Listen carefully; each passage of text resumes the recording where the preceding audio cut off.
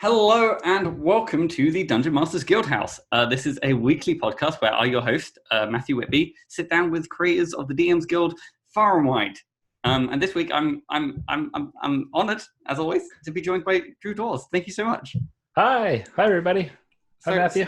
How are you doing today? I'm doing great. How are you? Doing all right. Yeah, no, it's been an exciting day. Again, any day where I get to rep the DMs Guild merch. Yeah, nice. Was it? So I need to balance it because part of me wants to wear it for every podcast, but then I'm thinking if I do, people might think I just never change. Right. Yep. You'd be like a cartoon character. Yeah, that's what I mean. So I need to sort of drawn. diversify, or look into getting like in this and like a different color.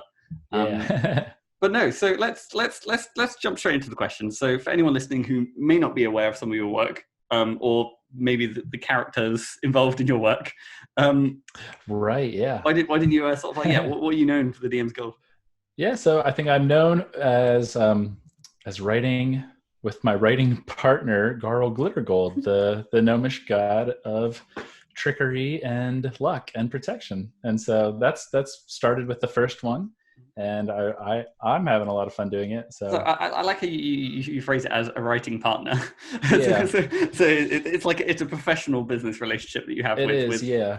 And so we split it, everything's 50-50. So he that 50% that's really? the DMsGuild and everything, that's his cut. There's no trickery on his end. It's yeah. So my immediate question kind of off the bat. So there was your most recent product, Glittergold's Guide to Gambling. And then before that, you had a sort of a adventure, which was the Clockwork Combat.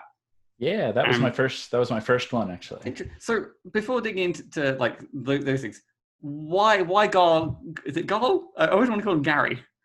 Oh yeah, he probably goes by Gary in some other realm. Yeah, but why the fascination with this gnomish deity? I think I'm like a gnome. I feel like a gnome in wearing on stilts with like a full like disguise self going on at all times. And when I was playing a couple of years ago, my DM, I was trying to play around with different characters, and my DM actually showed me like, hey, have you heard of this guy Garl Glittergold? And I was reading all about it. It's like, oh yeah, this is perfect. And we developed the character as like a stand-up comedian bard. Nice. And just I actually wrote a lot of like custom stuff that was like 3-4 years ago before I ever really thought like, oh, I can't write on the DMsGuild. I'm not a writer, but here I'm just going to write all this stuff for fun. Yeah. So it was literally just like, you were playing a lot of gnomes, I imagine, and then that sort of led into like, well, I should probably understand the pantheon of gnomes. I'm curious, funny enough, I was actually reading a little bit about him because I was writing an encounter involving kobolds, and I know they have a distinct distaste. This feels like it's turning into like turning into like a law you should know segment. But I'm curious, could you give like a brief synopsis of like, what Garl Glittergold is a tongue twister and a half. That's one. That's why it's fun to say. What's his gimmick? Okay. So once upon a time there was, let's see, it all started deep in the center of the world. There was all these gemstones, and the evil god of kobolds, Turtleneck, he's captured all the gems. So Garl Glittergold went down to free those gems because each gem contained a soul of the gnomes. So he got the sapphire, and he got the emerald, and he got the diamond, but he missed one, and it's still down there. And that has the secret fourth gnome that I'll write about one day. Oh, fair. So in the law, there's like a secret, like I think it's for each gemstone. Is that a type of gnome? And then you got the deep gnomes, the surf neblim.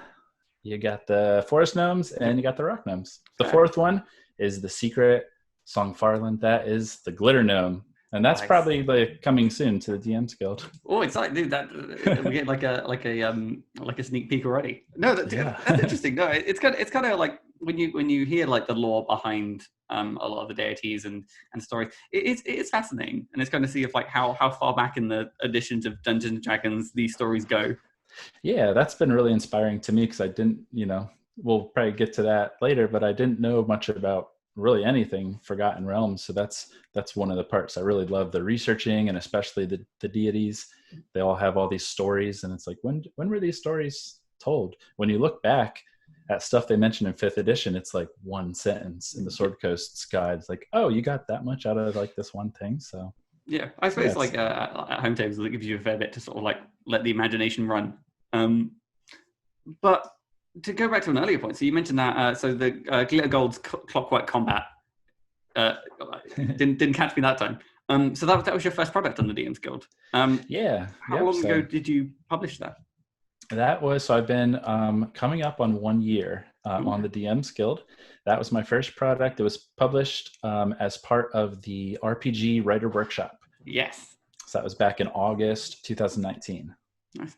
And I tend to ask this of people who have. So I spoke to Gordon, who also for his one of the started with the RPG Writer Workshop. But how did you find it? Because obviously people are always looking to try and get into the DMs Guild and writing adventures.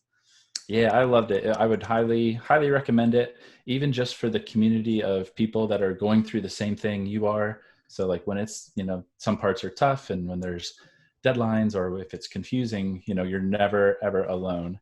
And I've taken, I think the way it's written out, it really works a lot for like me personally. So I've actually used that writing system in all my future products.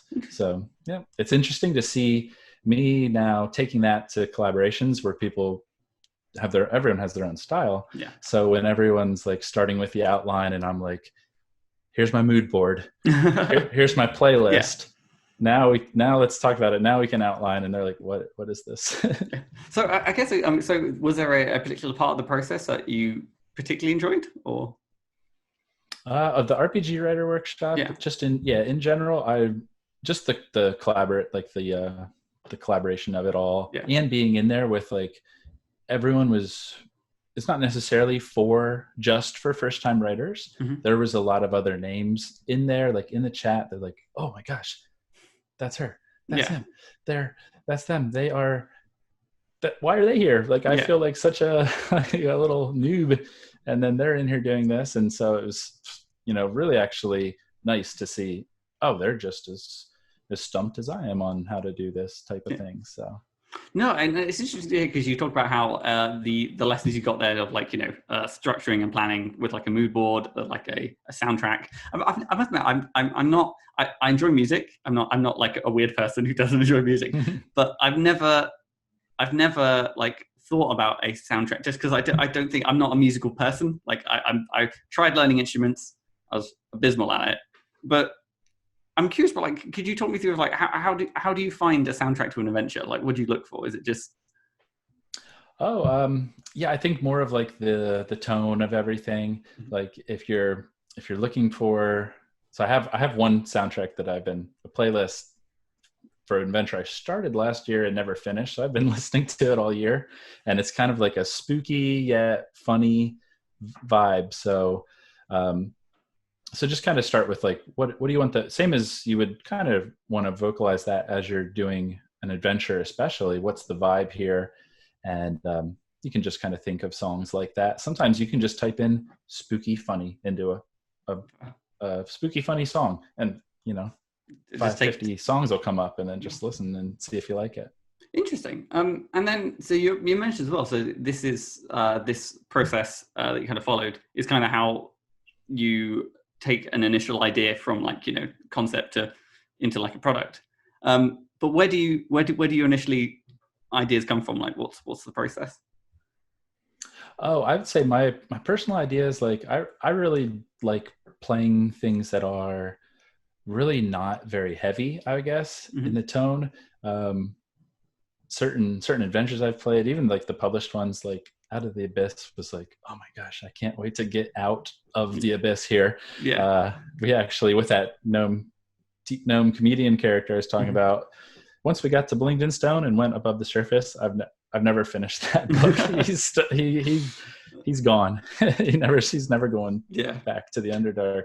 So I really get my ideas like, I have a 3-year-old son, and when we're playing or something or watching, countless kids shows, I'll get a lot of ideas from there because it's all just positive stuff, and it's all pretty, there's a lot of good ideas out there, or he'll come up with some random funny stuff too. And in fairness, I think Dungeons and Dragons is the game where there's always good to have like moments of levity, or like, just have like a wacky adventure every now and then. It doesn't need to be all. I think even Strahd probably laughs once or twice a year. Right? Yeah. So that was another one as a DM, because some of this stuff too I've mostly DM'd, not really much. Haven't played definitely more DM than playing overall. Yeah. And so Strahd especially, like there's some stuff in there, and this was back. I was not online or on Twitter or anything, so I was really not aware of any safety tools with role playing, and so there was some stuff where it's like, oh my, I can't believe we did that. I can't believe I said that, but it's on the page, So we had to take a break, and it's like once we got to, I forget the Abbey, I think, of Saint Markovia. Yeah, and there's some stuff in there with like a bride and a wedding dress, and also some other kind of stuff like, I don't want to, we just got done doing this. I don't want to do this other heavy thing.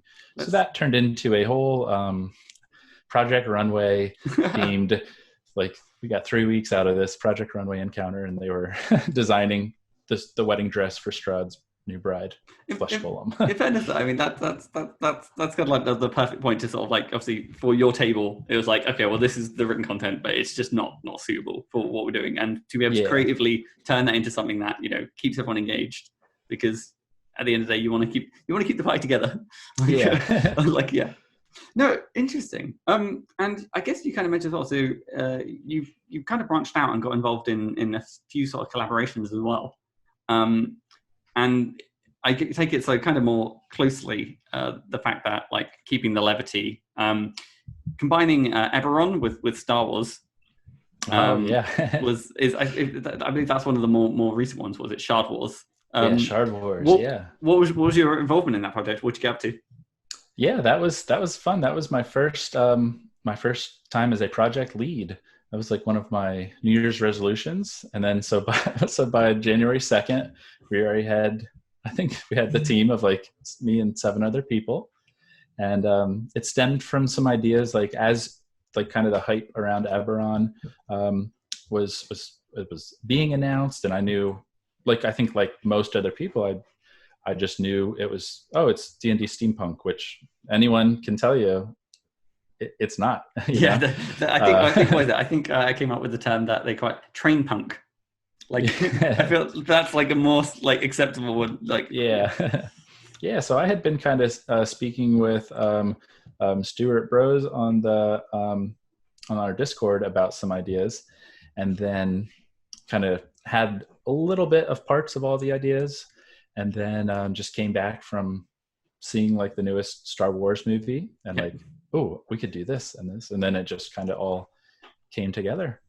And I was thinking the cover is very cleverly done. I'm quite fond of it. Thank you. I'm so thankful that that it's still up, because it was commissioned by Ollie Brolador, who did a lot of the other Eberron adventures, including like the one coming out with Keith Baker. Mm-hmm. So he came highly recommended. But I think we got a little too close to the source material, that when it's a little thumbnail on the screen, someone maybe can't tell the difference. So it was almost a collector's item on the DMsGuild. Interesting.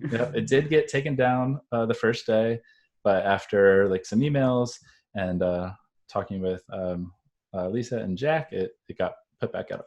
Jeez. Just in time for the big like play it forward.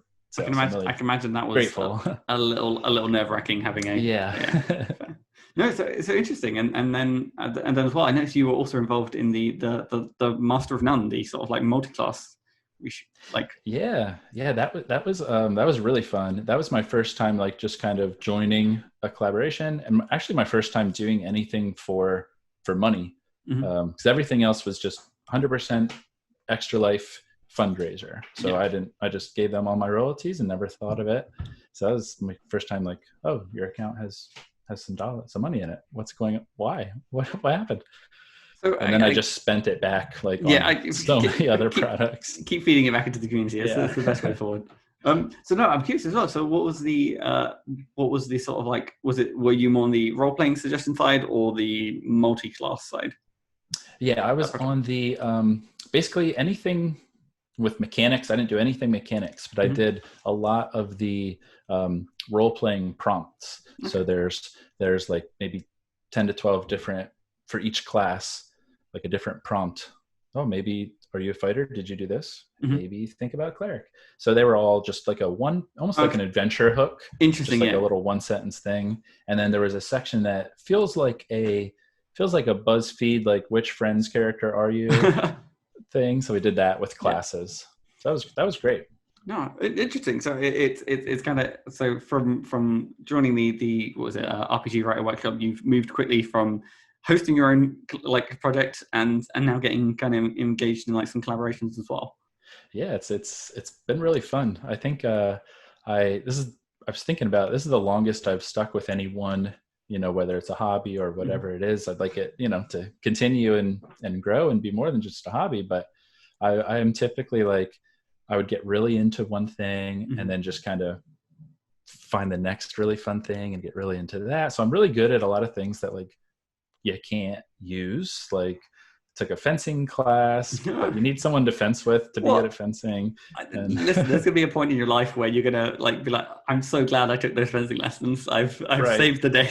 I might, there's gonna be like, I'll need to defend someone's honor, and there's like just all the gears right there. And no, interesting. And I guess this is a sort of follow on from that. Then there is something about like creating on the DMs Guild that is a wee bit addictive, I guess, in the nicest way. Like it's, I don't want to say it's it's a narcotic or it's that bad, but it's once you start, it's there's the whole community around it, and right, that is such a big part of it. Like if it was just like throwing stuff out into the void, like I probably would have done that one thing and been done with it. But just meeting everyone and just talking with them, or even like just kind of, I like to just listen to other people talk in the Discord or about different topics on Twitter and really learn a lot. So that's been really nice. I must admit, I do have to 100% like give you props for was it doing a lot of products that the revenue goes straight to? Was it Extra Life? Yeah, Extra Life. Yeah, that's a big thing with me and with my family. We have a little boy who's growing up now because of some really great doctors. Every product I have, especially like when you see the glitter golds, whatever, it's gonna go to Extra Life. I'm starting to do now where like the DMs Guild maybe gets like a 3 to 5% goes right to them, but then I'm going to take the rest and go right to like my local, like John Hopkins in Baltimore is the closest children's hospital to me, so I'd rather it go there than overall Extra Life, which is still good, but no, I guess it's nice to sort of keep it local and help the sort of the smaller things that may need a little bit more than they. And moving on to like moving back to like your creative process as a whole, is there any sort of particular part of the project that you enjoy the most? I think we touched on it a little bit. I really love the research. So especially like writing like in the Forgotten Realms, I enjoy the products where I get to use the existing lore, and so I research it. I'm especially interested with all the gods. I did I somehow got involved in doing an Adventures League CCC for my local convention that someone dropped out, and they were like, "Hey, I heard you write for DMsGuild. Is that true?" I'm like, yeah, that's true. Who told you? And so I like just jumped in after like to write part 3 of a trilogy that was already halfway done. And I think Ginny Loveday actually wrote part 1. Oh, interesting. So, but I like had no involvement with that, but it was still really neat. Yeah. And that was all about Shar. I was like, I didn't know anything about Shar, but now I know like too much about Shar. If I remember correctly, Shar is the like evil Lathander.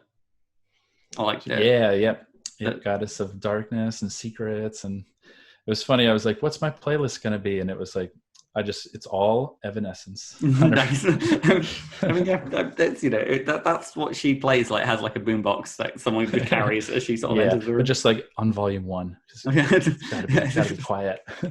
No, interesting. And And so, do you have like a particular way in which you conduct your research, or is it just just scouring the wikis and? Yeah, it's mostly just on the wikis, like while I'm at work and looking busy, and just noting stuff down. And then as far as like overall creative process, I have like I got sketchbooks like just filled with ideas. Like before, it's almost like the filter. Like I'll handwrite it. I can write faster than I can type with my brain. So even if it's just scribbles, I kind of can remember what I said, or at least I remember writing it, and I'll jog my memory. So then I'll kind of go back and type it up like 2-3 days later. And I guess as well, so I'm more of a Forgotten Realms person. How did you find like navigating the Eberron lore? Because obviously with Shard Wars, I imagine it's navigating quite a few different. I don't like not icebergs, but like it's a weird space where you have to like balance the IP of Star Wars and not get too close to that, and keeping everything. Yeah, with that one, I'd say it was a little tougher for me, but we had Stuart as the Eberron lore master, and so always anytime something came up, it's like, oh, let's see what Stuart thinks. So he took over all of that part of it, and we just had a list of, as far as like keeping right down that line, we just had a list of here's all the proper nouns that we're going to stay away from, and some things we're going to make our own name for them, and some things we're just not going to say. Not fair, and I think it seems to work, especially linking it with the shards, because again, so with all the interest around Eberron and the community as well being like just join Eberron, come write an adventure. I was like, I guess I can take a peek into the hardcover, and now I'm just like, well, I guess I've got to write one now. I have to justify buying the hardcover. That was kind of like the overall idea was to get new players interested in Eberron, but just give them something very familiar as like get your foot in the door.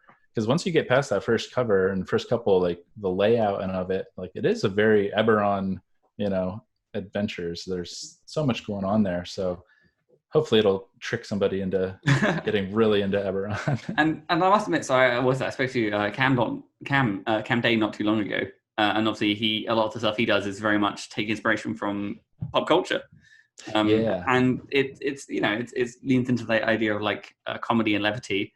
Some people just want to, they're just like, I want to be a Jedi. I want to play D&D. I want to be a Jedi. And it's like, how can we make this work in like a lore-friendly way where other players on the table who are just like, everyone can have the fun. Right. Yeah. If one person can do it, it's not going to break your game or anything. It's not really that different when you squint and look at it. So. Yeah. And Cam does so many great things and has so many different inspirations that even if you don't know what the inspiration is, it's still just it still works. And especially with all the artists and everything, it's so cool.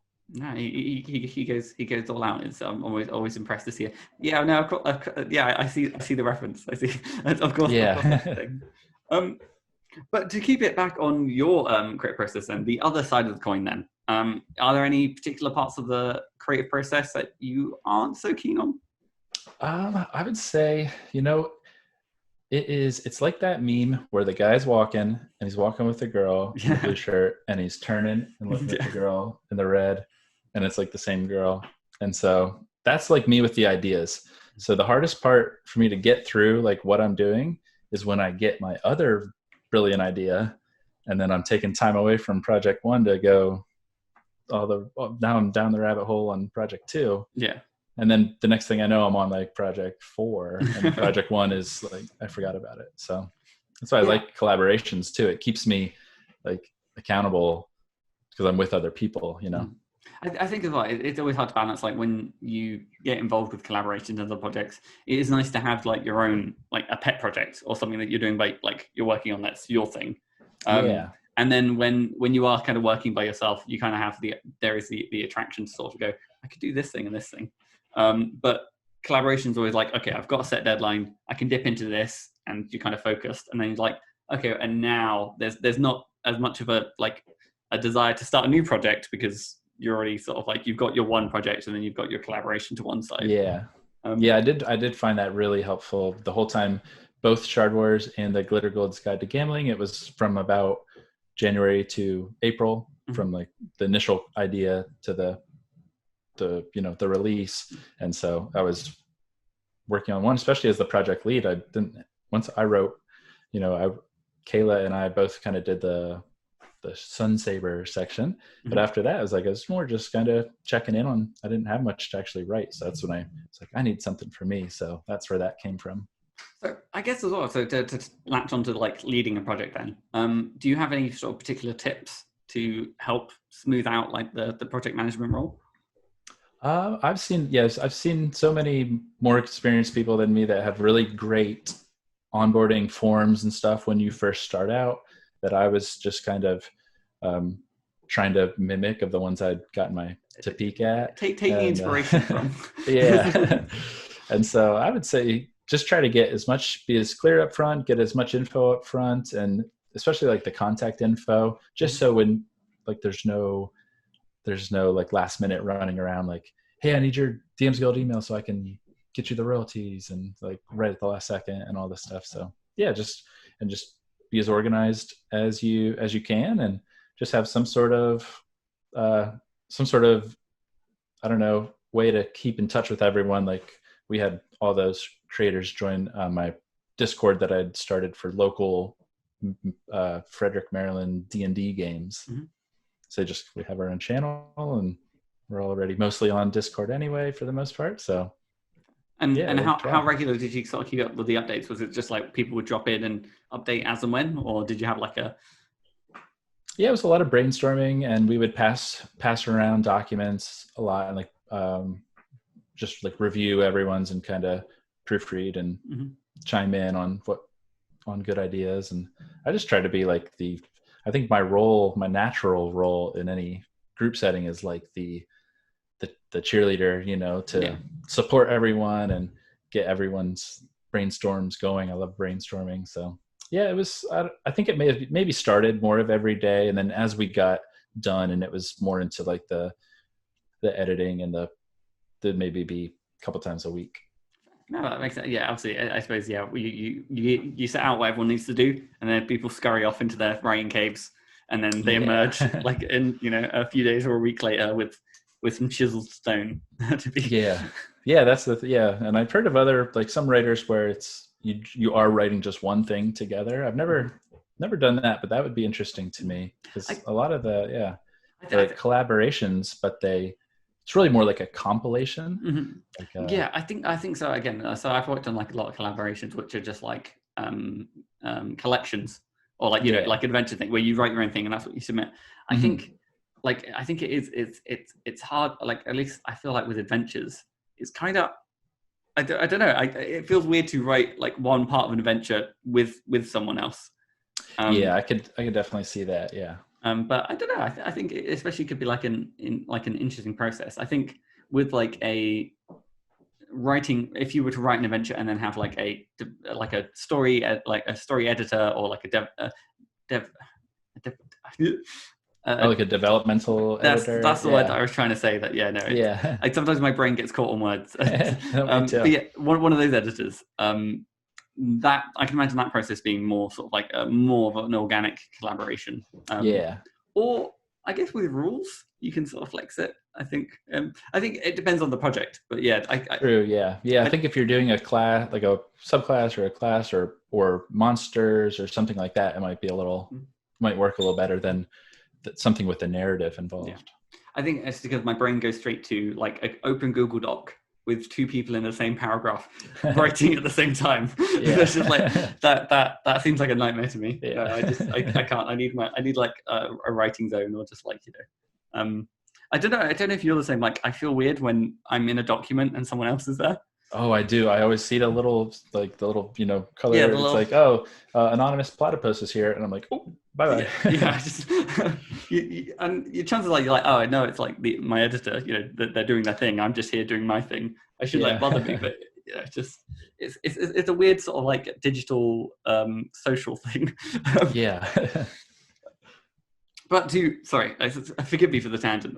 To keep it sort of back on topic, is there any sort of particular lessons about like adventure writing or just about projects as a whole that you kind of wish you'd learned a little bit earlier? Oh yeah, big time. Yeah. And actually thank you, because this show, I've learned a lot of them from listening to the other creators. So things like, rule number 1, hire an editor. I'm tempted to get that tattooed on my back. Yeah. that's how much it comes up. Yeah. If you ever have like merch, that could be Yeah, on the t-shirt. make a note. Yeah.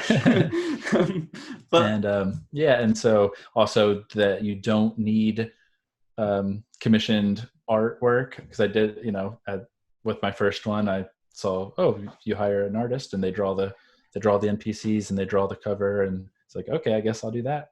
And I was doing that, and then it was like right after I had paid the Shard Wars artist to do it that I heard, I think it was Travis Legg on your show, that was like, really just, you don't need to do that. There's so many, like, there's great resources. And I was like, oh, I should have listened. And we probably could have done actually Sven did the layout on Shard Wars and was like incredible. And he actually found an image in the DM's Guild resources that like, this could have been our cover and it would have done just fine.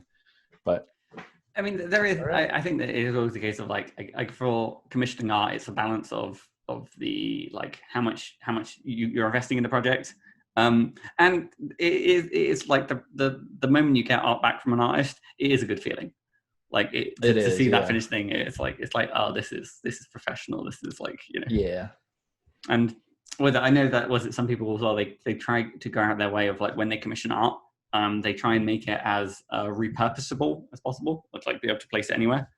Right, yeah. And I imagine it's a little bit tough with 2 people holding like lightsabers or crystal sabers. It's like there's only a few places where this works. Yeah, we used it in the interior of the classes they were for, but that was that was kind of it. So yeah.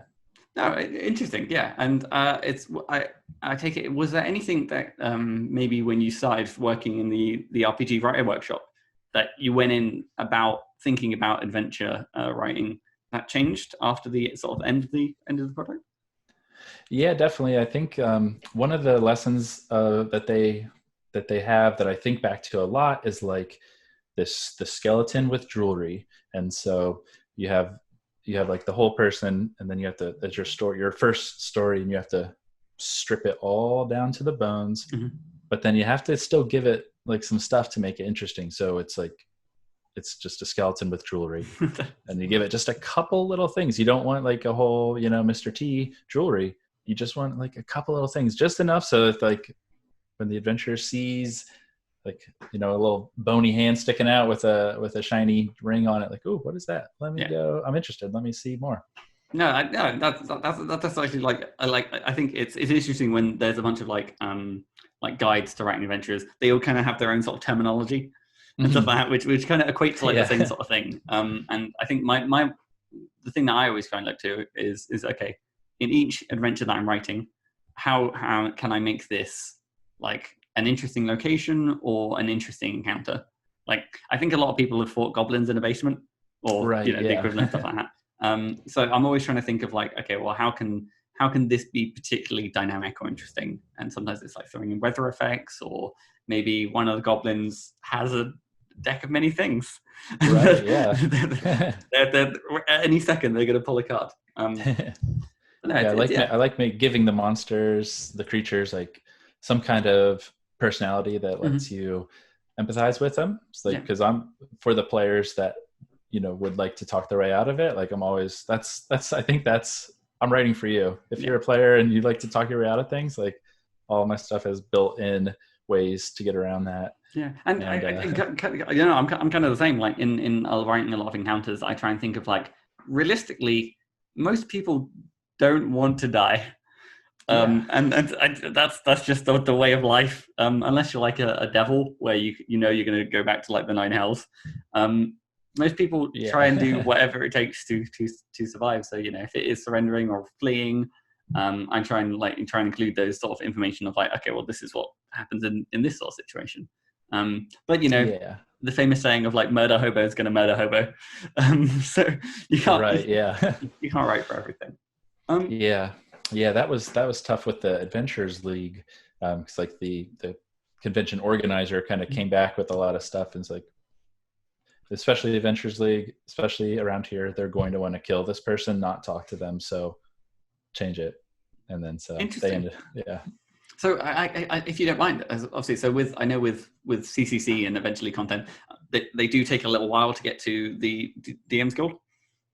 Right. Yeah. So this one is still not out yet, and I think it's in the I think it's in the approval process. Like I think I got like one or two notes and really minor stuff and sent it back. So hopefully we'll hear something soon. I don't know. I guess my question is like, so how did you find writing for CCC compared to like the RPG Writer Workshop? I imagine they're different beasts in themselves, but.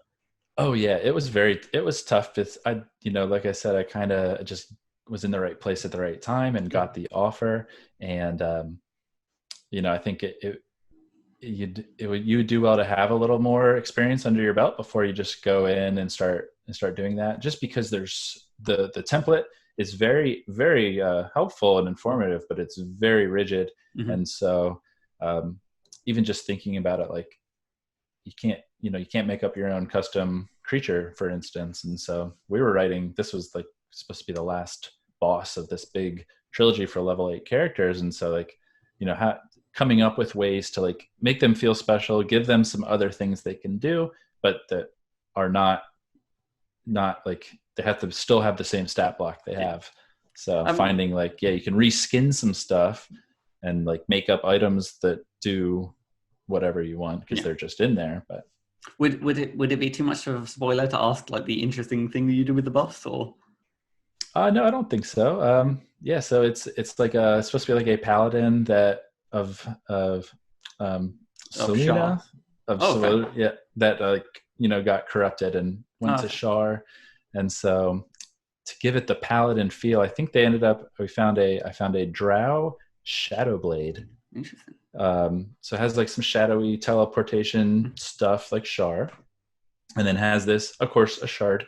I don't know how my life is all shards, but especially the Shar shard, like writing that, I was like, there was a Shar shard. There was a Shar shard. I so wanted, if it wasn't like an AL thing, the whole thing would be a Dr. Seuss themed adventure where it seemed really, really grim, but it was actually really delightful with so many tongue twisters. I snuck a few in there, but we'll see. So like you hold this, if you're within, I think whatever the radius is, ended up being like 15 feet or so, it'll heal him and hurt you. So it kind of felt like a paladin aura, but he's not doing it because that's not his power. So it's the shard that's doing it. So. Interesting. So fair. I think it is surprising how much you can get away with reskinning. Yeah. And I think, so I have something in the works where I kind of want to write the most meta adventure possible. And one of the things is there's going to be a room where there's a goblin, but the goblin has the stats of a dragon. Oh, nice. and that would be really fun. It's just a normal looking goblin in every way, shape and form, but sometimes it just flies and spits fire. Just because, I think it's funny to play around with those sort of things. And just won't die, and it's very terrifying for some reason. Yeah, it's like why is this goblin doing these things? It doesn't make sense. But no, interesting. No, I do like hearing about the difference between the like CCC content and like traditional adventures, because that's why I kind of like writing adventures the way that I do. Even though I typically follow the hardcover style of things, it is nice to have that that freedom to write with your own snap blocks. You have a little bit more freedom. Yeah. Interesting. And so moving then to look at the sort of the community as a whole, and then obviously to the future. You did mention that you've kind of got like some sort of projects kind of in the works at the moment. Do you mind kind of sharing kind of what you're working on at the moment? Sure. Yeah, I'm really excited. Let's see. Well, the one I'm doing for myself, it's not even for myself. Like I'm getting back into doing more extra life things. Mhm. So let's see. I've got something that is ready to go to the layout soon that I really my 3-year-old son wrote while we were in the quarantine, like in our house. He's home and we were chasing him around, and I just wrote down in my book everything he was saying of this make believe story. And so That I is. found all the art on Shutterstock and things like that. So it's all kind of cutesy, like vector animation style. Mhm. And yeah, so that's I've been thinking about the idea for a long time to make it be. I think you can run a venture with like 100 words, Interesting. And so I want to. This is a goal. Yeah. So it's mostly just a little bit of like you'd be reading a bedtime story for a 3-year-old. A little bit of writing, and then like one little DMs box per page, or like one stat block per page. Yeah. And of course, there's no real danger, because I want it to be able to be played with a kid, whether they know they're playing D&D or not. You can play it with them. I mean, it sounds so adorable. I like the fact that like it's co-written with your son is like so. What percentage did they take? Were they quite cutthroat in the negotiations? Oh no, yeah, he would be. No, I'm just gonna pay him in in fruit bars. I mean, that's in the economy as it is now. That's they can only go up in value. Yeah, that's a gold bar right there. But you mentioned as well there was something else.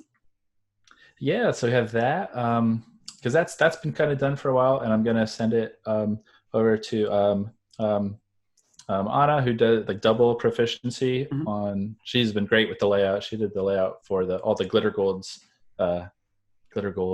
everything I'm doing. And so even this last one, it's like it's horizontal and it's all screen. You just click around. It feels like you're on a website. So interesting. Yep, she's great. Let's see. I am I'm always like, how did I get involved in this awesome project? Yeah. There's a project with Adam and Cam started not for the DMsGuild, actually. It's like a Kickstarter project where they're taking, called Supers and Sorcery, taking superheroes and putting them into a fantasy setting. And I think I remember watching the Discord blow up at the inception of this project. Yeah. And it is funny to see how many projects start with like a throwaway comment, and next thing yeah. So no, interesting, and I take it so that's very much like building towards a Kickstarter. Still very like early days, or is it like on the horizon?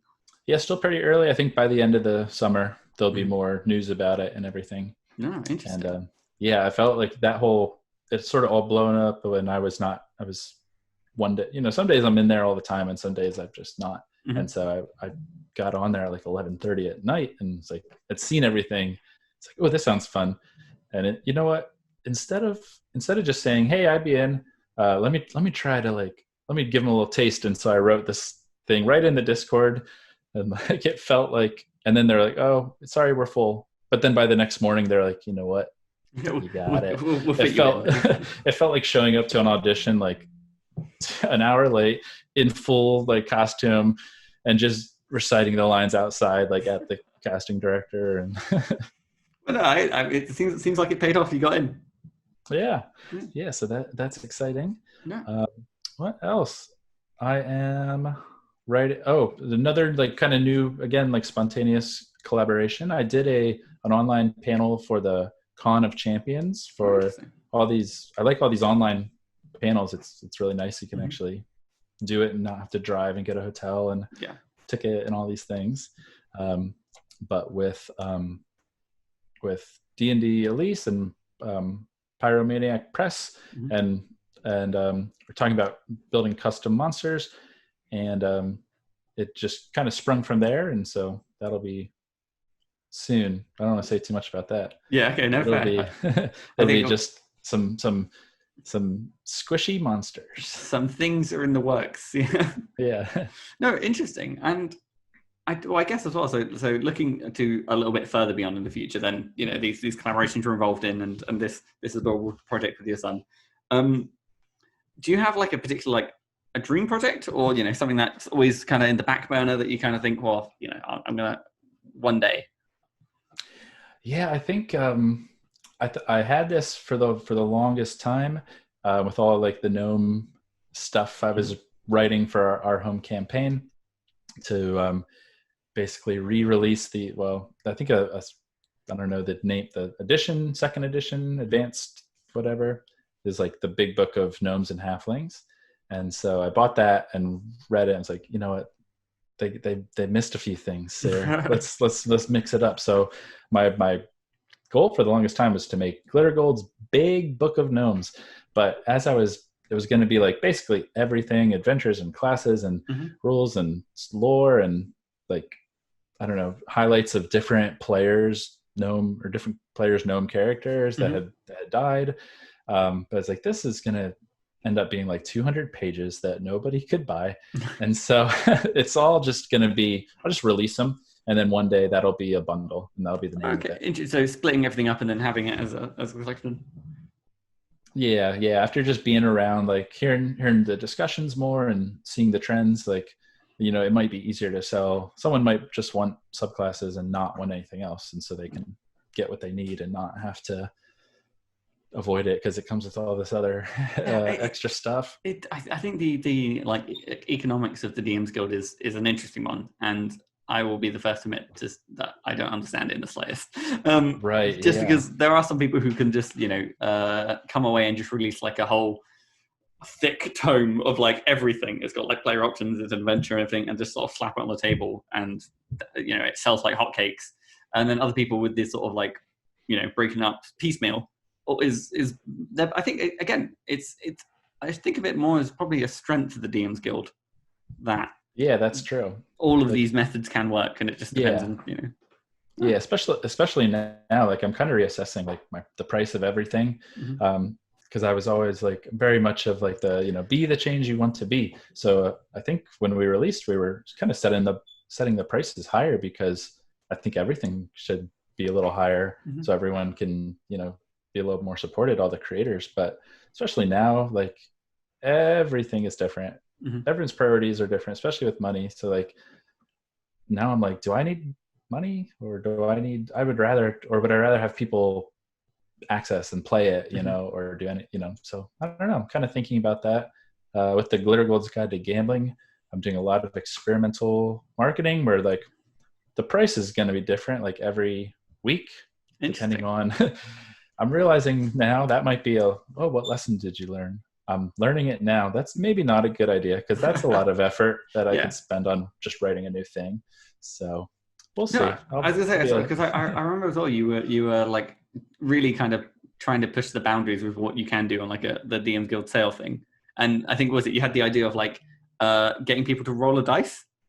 Yeah, so it's in there. If you go on the product page and you read down, basically it's Garl Glittergold's your dealer, and he explains like one of the 7 games. He'll give you a little brief description, and it's like, all right, grab your gem bone, which is this here. Nice. And you roll it. So let's see. Oh, I got a 5. I lost. Now I have to click this button that says I lost, and I have to pay 13% more than the cover title. So that's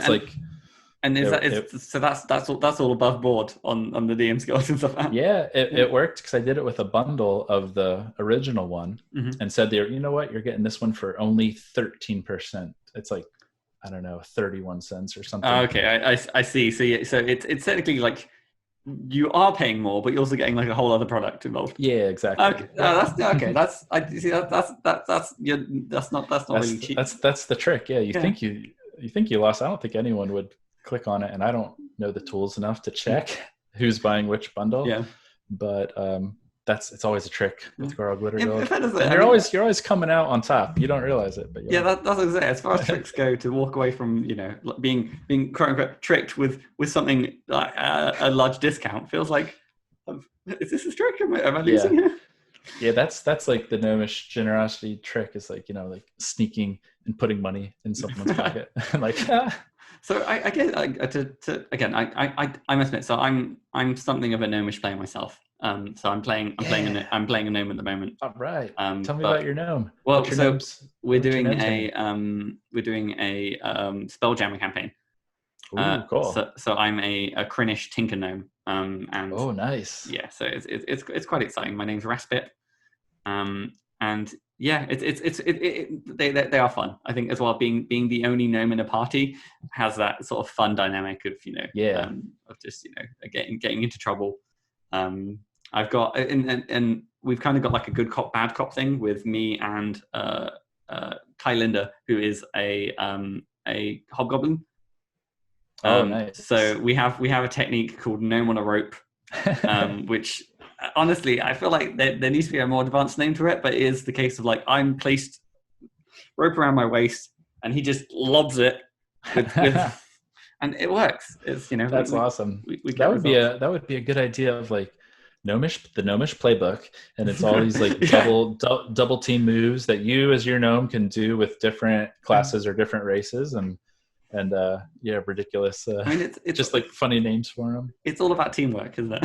Yeah. So I was going to ask this. So, what's like an interesting gnome fact, if you know any?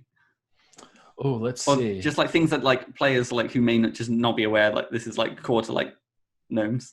Gnome fact. Let's see. Gnome fact. I could number them all, but let's go with number 13. That's the holy number. Gnome fact number 13. They don't use the traditional like lawful good, lawful, and good and evil. It goes deco and nouveau. Interesting. Yeah. So and deco and nouveau is that the equivalent of like lawful and chaotic, or is it their own? Yeah, just like the art style of like yeah. Oh, interesting. Yeah. Oh. It's not real. I would like to make all. Yeah, I think I'll just keep. I feel like if I talk about gnomes enough and just make it funny enough that one day it'll just somehow make its way onto those Wikipedia pages or wiki whatever pages, and 30 years from now, which I get 30 years ago or whatever, some person made up Garl Glittergold, and now here we are spouting about it. So what is it? I can imagine like in your next project, just sprinkle like box text of like gnome fact 13. Just have them throughout. You just pick them up as a fact. No, awesome. So to bring it back to the community, is there anyone particularly in? Sorry, I must admit that's quite a harsh segue. I'm realizing that, it's fine. That's all right. You know what? There's a lot of gnome players out there. Whether you say it or not, everyone would love a gnome if they just try it. Yeah, like I said, if I think this should be the call to action. It's like if you've not played a gnome yet. Yeah, that is like my mission statement. Yeah. Play a gnome. Yeah. Play a gnome. You might enjoy it. Who knows? But the professional, the DMsGuild as well. Is there anyone in the community that particularly inspires you? Oh yeah, definitely. Especially hearing, with everything, like anytime there's real issues that are coming up, like within the industry that I didn't know anything about or don't know anything about, I'm getting a lot of info from people that, I've also heard them talk about other things. So it's like, okay, I'm with you on this one. Thank you for taking the time to actually say things. So it's very informative, whether I jump in the conversation or not. Like it has a big effect on me. So that's like so many people. So thank you. You know who you are. Yeah. Yeah. No. There are too many people to thank in the nicest way. Yeah. It's like woe is me. There's too many good eggs in this community. But then with the work, I think there's a couple of people there's always so many. But let's see, Beth and Jonathan Ball, who they did a lot of the like D&D duet things, which I think they were doing that for a long time, but I feel like just now it's kind of gotten the spotlight of like one player and one DM adventures. So they have a lot of stuff on there that's really interesting to do. Also mentioned D&D, at least being kind of how I first got in, was just like an open call to join this massive Feywild writing project, and I was even new to Twitter and new to everything, and was like, could I do this? And it was at the same time when kind of the Uncaged anthology came out. I'm very inspired by that whole story, and seeing so many people that are like so proud, and like this is my first project. Like, wow, so like people can just start doing it. You don't have to be a writer, you know. And so that kind of got me to submit to the open thing for like items for the Feywild. Was it volume 2? Yeah. So funny enough, I'm on that project too. Oh, nice. Yeah, it's so big that it feels like the Feywild, where it's like we're just all swimming around out here. Yeah, we've all lost track of like time. Like we've left it. Our memories are hazy of what happened in there. Exactly. Yeah. And then some people that like I've always seen from looked at from afar, but had never really interacted with up until like maybe a couple of weeks ago. It's like Willie, Sir Willie on Twitter, or Willie Abil, and Leon Brillion, and the whole I think it's the Book of House. That was one of the first, like that's like right up my alley, where it is like it kind of, you can see the pop culture inspirations of like the bard that looks like Guy Fieri. That's like the first thing that like, what is this? But then when you actually read it, it's like this reads and feels and looks just like a real like Wizards of the Coast, you know, product. So it's so well done. So that was always like, I just recently like reached out to Willie and might do a little thing. I was like, I think, but then I submitted it like a class. I was like, oh, this is good. Like, oh man, like I shouldn't have tried so hard. So that way we could actually get to go back and forth and collaborate on it. So I just kind of like submitted it, and now. So I'll talk to you again, hopefully. Like that. I think it was it the like that. I think what's great about as well, like highlighting other creators in the community is like, there's just so many people I just want to chat to, and I have always said this podcast is just me being selfish and just getting a chance to chat to cool people. And it's you know, you get that warm feeling inside because it's all good. It's all Well, actually, was it? And I think, was it looking roughly at the time? I think we are kind of coming up to like our hour chit chat and stuff like that. I think so. I was gonna say, thank you so much, Drew. This has been blast. I love me some gnome facts. As you know, as well, from one gnome to another. This has been a lot of fun. All right, I'll get you with a gnome joke too. Please. My little holy joke book from that campaign as a player. What's the sort of insignia on the front? Oh, that is a golden nugget. That's Garl's holy symbol. Here, I got another real one right here. But another gnome fact, they don't use real gold. This is a pyrite, which is fool's gold, which is totally on theme. But also the real gold can be spent, you know, back enriching the community. So I feel like walking around with a clump of gold is probably asking for trouble anyway. So let's see. Let's find you a good one. Okay. I think this might be like, again, I know I tried, but this might just be the first joke on our podcast. Well, if you want a joke of the week, just let me know and I'll send them in. Oh, please, I got a whole book of them. You could get them up on Twitter. It'll be the next craze. All right. What is Pirate Lord Imric the Invincible's favorite letter? I got a little picture here. I'm gonna guess I. Well, I thought you were gonna guess R. Because of pirates, But then I would have said I. R be a fine letter, but a pirate's first love is the sea. I was gonna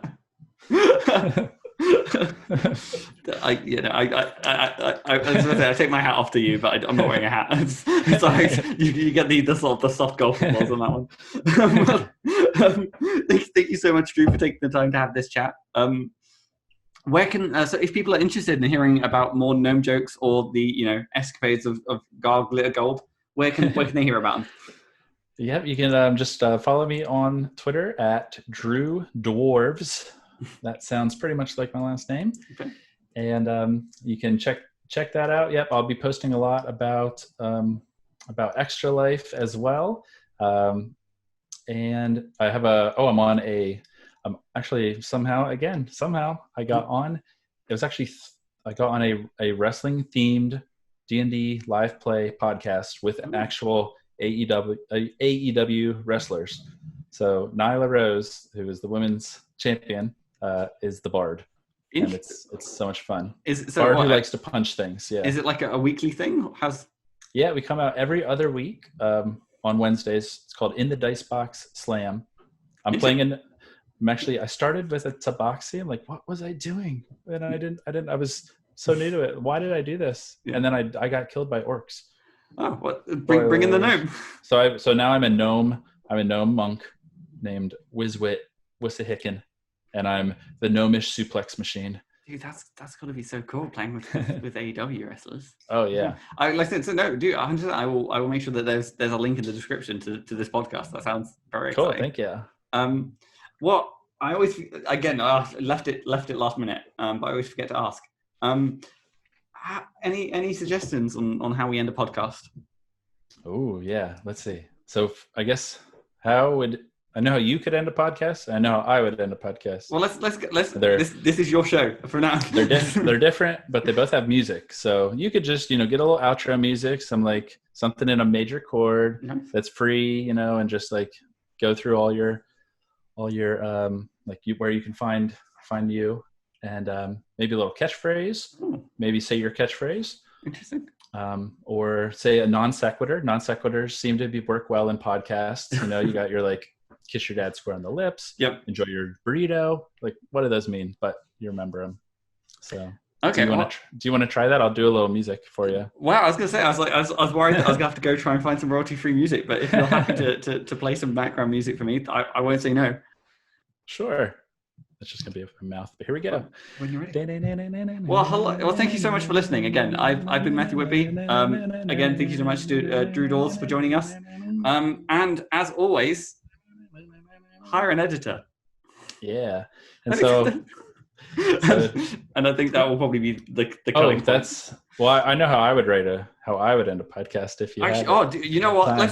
Let's have the red. This is iconic. This is the red double ending of a podcast. Double ending. This is the clue ending. I'm gonna listen. So I'm gonna a second time to get this out. Ending. It's gonna fade out, and then we'll fade back in. All right. So here we go. I'm very inspired by children's stories. So here we go. It's such a good feeling to chat with guild writers, such a happy feeling to share their insight. And when you wake up ready to stay, I think I'll create something today. It's such a good feeling, that very good feeling, the feeling that I'll be back next week, it's true. And I'll have more interviews for you. And you'll have things you'll want to write about. And I will too. Remember, you're a creator for the world's greatest role-playing game. And that makes you pretty great. Bye-bye.